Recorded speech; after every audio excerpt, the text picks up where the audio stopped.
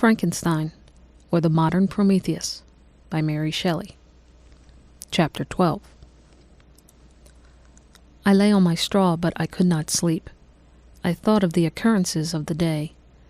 What chiefly struck me was the gentle manners of these people, and I longed to join them but dared not. I remembered too well the treatment I had suffered the night before from the barbarous villagers, and resolved, whatever course of conduct I might hereafter think it right to pursue, that for the present I would remain quietly in my hovel, watching and endeavoring to discover the motives which influenced their actions. The cottagers arose the next morning before the sun. The young woman arranged the cottage and prepared the food, and the youth departed after the first meal. This day was passed in the same routine as that which preceded it. The young man was constantly employed out of doors, and the girl in various laborious occupations within. The old man, whom I soon perceived to be blind, enjoyed his leisure hours on his instrument or in contemplation. Nothing could exceed the love and respect which the younger cottagers exhibited towards their venerable companion. They performed towards him every little office of attention and duty with gentleness, and he rewarded them with his benevolent smiles. They were not entirely happy. The young man and his companion often went apart and appeared to weep.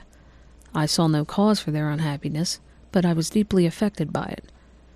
If such lovely creatures were miserable, it was less strange that I, an imperfect and solitary being, should be wretched. Yet why were these gentle beings unhappy? They possessed a delightful house, for which it was in my eyes, and every luxury. They had a fire to warm them when chill and delicious viands when hungry.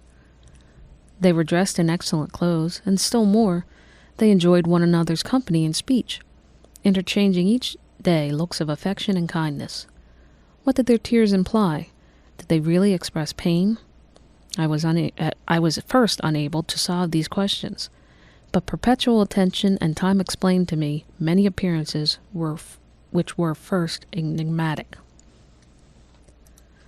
A considerable period elapsed before I discovered one of the causes of the uneasiness of this amenable family. It was poverty, and they suffered that evil in a very distressing degree. Their nourishment consisted entirely of the vegetables of their garden and the milk of one cow, which gave very little during the winter, when its masters could scarcely procure food to support it. They often, I believe, suffered the pangs of hunger very poignantly, especially the two younger cottagers, for several times they placed food before the old man when they reserved none for themselves. This trait of kindness moved me sensibly.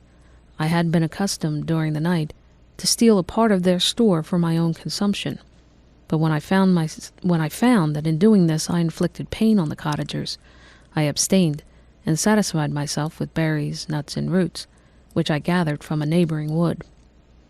I also discovered another means through which I was enabled to assist their labors. I found that the youth spent a great part of each day in collecting wood for the family fire, and during the night I often took his tools, the use of which I quickly discovered, and brought home firing sufficient for the consumption of several days. I remember the first time I did this. The young woman, when she opened the door in the morning, appeared greatly astonished on seeing such a great pile of wood on the outside. She uttered some words in a loud voice, and the youth joined her, who also expressed surprise. I observed with pleasure that he did not go into the forest that day, but spent it in repairing the cottage and cultivating the garden. By degrees I made a discovery of still greater moment. I found that these people possessed a method of communicating their experience and feelings to one another by articulate sounds.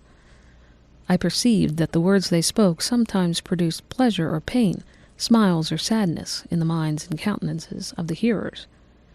This was indeed a godlike science, and I ardently desired to become acquainted with it.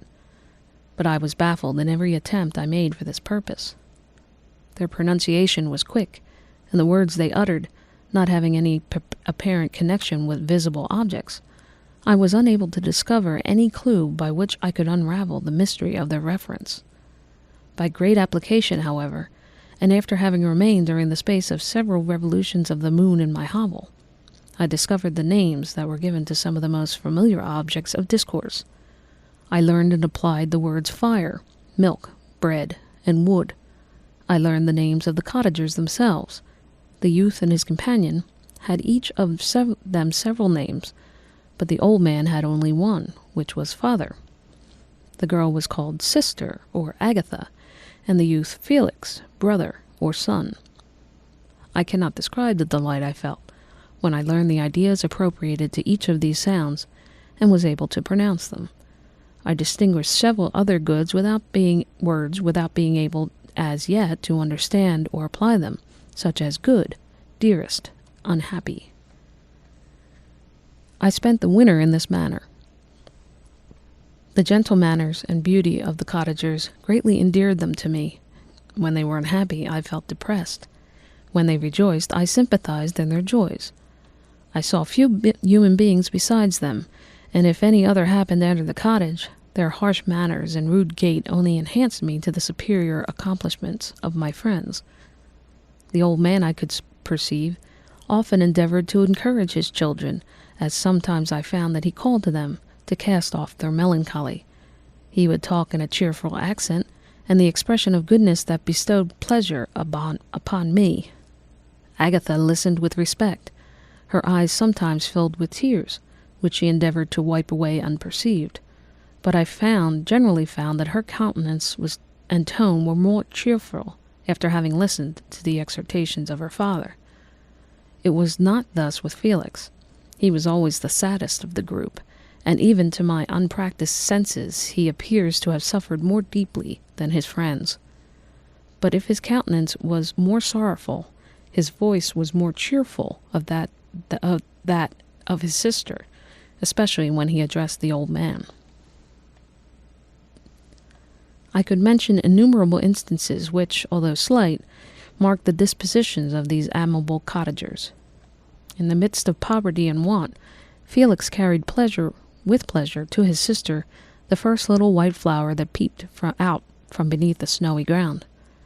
Early in the morning, before she had risen, he had cleared away the snow that obstructed her path to the milk house, drew water from the well, and brought the wood from the outhouse, where, to his perpetual astonishment, he found his store always replenished by an invisible hand.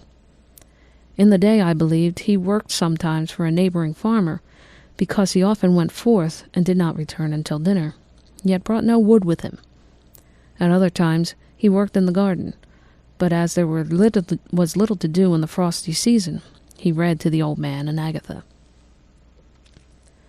This reading had puzzled me extremely at first, but by degrees I discovered that he uttered many of the same sounds when he read as when he talked. I conjectured, therefore, that he found on the paper signs for speech which he understood, and I ardently longed to comprehend these also. But how was that possible when I did not even understand the sounds for which they stood as signs? I improved, however, sensibly in this science, but not sufficiently to follow any kind of conversation, although I applied my whole mind to the endeavor, for I easily perceived, although I eagerly longed to discover myself to the cottagers, I ought not make the attempt until I had first become master of their language, which knowledge might enable me to make them overlook the deformity of my figure. For with this also the contrast perpetually presented to my eyes had made me acquainted. I had admired the perfect forms of my cottagers, their grace, beauty, and delicate complexions. But how I was terrified when I viewed myself in the transparent pool. At first I stared back, unable to believe that it was indeed I who reflected in the mirror, and when I became fully convinced that I was in reality the monster that I am, I was filled with the bitterest sensations of despondence and mortification.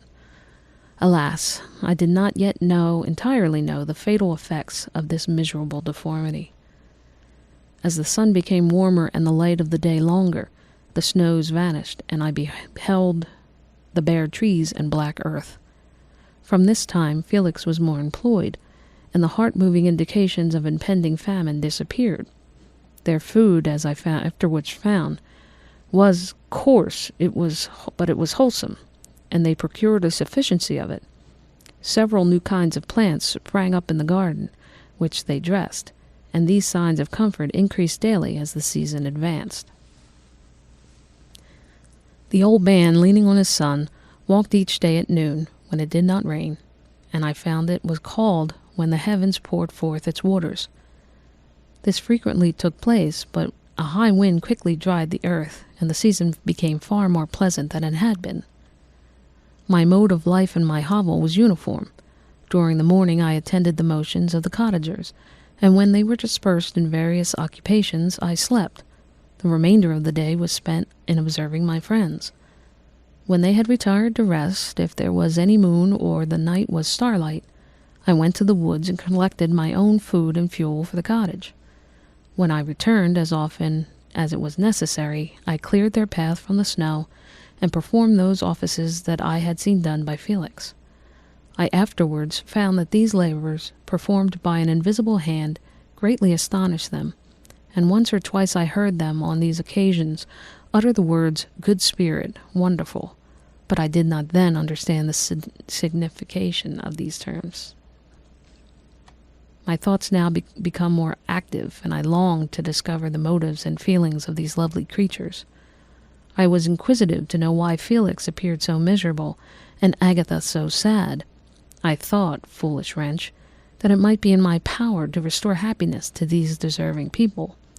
When I slept or was absent, the forms of the venerable blind father, the gentle Agatha, and the excellent Felix flitted before me. I looked upon them as superior beings who would be the arbiters of my future destiny. I formed in my imagination 1,000 pictures of presenting myself to them, and their gentle reception of me. I imagined that they would be disgusted until, by my gentle demeanor and conciliating words, I should first win their favor and afterwards their love. These thoughts exhilarated me, and led me to apply with fresh ardor to the acquiring of the art of language. My organs were indeed harsh but supple, and although my voice was very unlike the soft music of their tones, yet I pronounced such words as I understood with tolerable ease. And it was as the ass and the lapdog, yet surely the gentle ass, whose intentions were affectionate, although his manners were rude, deserved better treatment than blows and execration. The pleasant showers and gentle warmth of spring greatly altered the aspect of the earth. Men who before this change seemed to have been hid in caves dispersed themselves, and were employed in various arts of cultivation. The birds sang in more cheerful tones, and the leaves began to bud forth on the trees. Happy, happy earth! Fit habitation for gods, which so short a time before was bleak, damp, and unwholesome. My spirits were elevated by the enhancing appearance of nature. The past was blotted from my memory, the present was tranquil, and the future guided by bright rays of hope and anticipations of joy. End of chapter 12.